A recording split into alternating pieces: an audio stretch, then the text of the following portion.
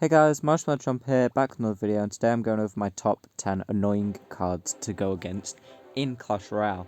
I had this idea way before Battle Ram was even released, so that's to give you an idea of how few cards there were, but now there's 102, I thought now might be an alright time.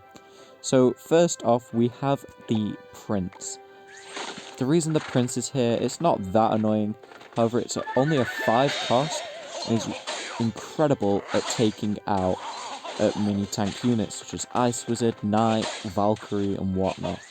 Not only this, but it has its charge which gives it amazing damage against towers and whatnot. And also due to its 5 cost, it can be easily partnered up with a unit such as an Ice Wizard at 3 cost or Baby/Skeleton Dragons at 4 cost to help take out hordes. On top of that, it can push units forward, like mini-tanks such as the Knight and Valkyrie, for maximum protection, and this is what makes this unit so good and irritating. It's so versatile and can be splashed into any deck, that even in high arenas you're going to see this constantly. Next up, we've got the Poison spell card. The Poison spell card, in my opinion, is one of the most annoying, as it lasts for a very long time, and your opponent can literally take one of your towers out just through smart usage of poison. Because if they can play it right, they'll whittle your tower down like a massive amount, whilst weakening your units, and then the rest of their deck can just be defense. If played well enough, they hardly have to land any attacks and you'll lose a tower and probably not even get one of theirs, leading to a 1-0 victory to them. This is also running a lot of Golem decks, and obviously Golem's high health means that he can just sit there and everyone else is going to be slowly dying to poison whilst he's just attacking. Next up is the Ice Wizard. The Ice Wizard again isn't that annoying. However, the main problem I have with this card is its low cost of 3, as it can easily take out pretty much any Horde unit, despite Minion Horde being able to tank it a bit. Its high health is amazing for a spellcaster based unit, and on top of this, its slowing effect is incredibly irritating and can stop you getting them over time, quick, last minute tower takeout. So he's very irritating, and he just gets played with literally any form of tank unit due to it only costing 3 and being able to hold his own in the health department. As we can see, at level 9 he's got 590 hit points. Okay, so after the Ice Wizard, we have the Lumberjack.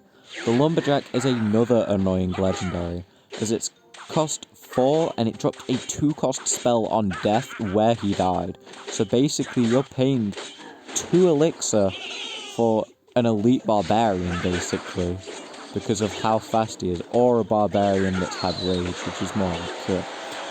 But that is just ridiculous how strong that is, and the rage spell is nothing to be laughed at.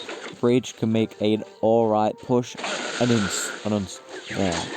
unstoppable push, and for only cost of 4 and getting such a powerful unit with it, it's a no-brainer to why this card's annoying.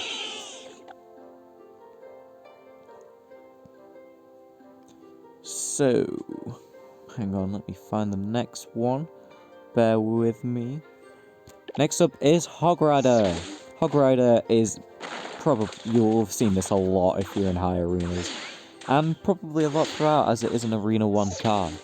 But the main reason it's annoying is because of its just massive usage in control decks. One in particular where it's mainly this and Ice Golem and cards like Musketeer. It's a very weird deck, but it is definitely a top tier deck. That's why pretty much everyone in the top, every season you'll see a lot of usage of this one specific deck. Its capability of jumping the river means it can dodge a lot of units and trick them and move them about in ways that you don't want them to be moving, he can make units cross the entire map getting hit by towers. His high speed means that he's almost guaranteed to get a hit on your tower every single time. And if not, he'll take out whatever building they've placed to stop him. And he only costs 4. He's such a versatile unit due to his pushing and pulling effects of just basically making things target him. And yeah, its high play means that you see it a lot more, which makes it a lot more annoying. Okay, so next up, that was 5, right? Please, yeah, that was 5. Next up, we have the Pekka. The Pekka is incredibly irritating. Reason being, its high damage means that pretty much anything it comes up against will die within an instant. And you may be thinking, well, yeah, but most things with high health can survive a few hits. Well, most things with high health either fly like the balloon or the lava hound, or don't attack units like Giant, Royal Giant, Golem, Elixir Golem, all these other tanky units, so they aren't gonna attack him. Only support units are gonna attack him, and even hordes can't hold onto him that well, as any form of support, no matter how good it is, it could literally be something like 1 Spear Goblin, will let him go really far. Okay, so that was 6. So next up is the Golem. The Golem is an 8 cost. Here we see the Prince pushing him, so this is one instant of him being annoying as well, the Prince. But the Golem costs 8, has a bit too much health in my opinion, and he's able to split up into 2 smaller forms of himself. Now the reason that's annoying is because every time he splits up, a little explosion goes off, pushing units back. Now, if it does push a unit back, like an Inferno Dragon, that's going to interrupt the timing on it. It can also change the targeting. Not only this, but it does a little bit of damage, so it can kill units like skeletons, which are probably your best bet at taking out strong tank building attackers. So he is a massive problem, and partnered up with other annoying cards such as Ice Wizard due to low cost, Poison for its staying effect, and Prince for the pushing ability, you can see how all these cards are very irritating. So, 3 cards left.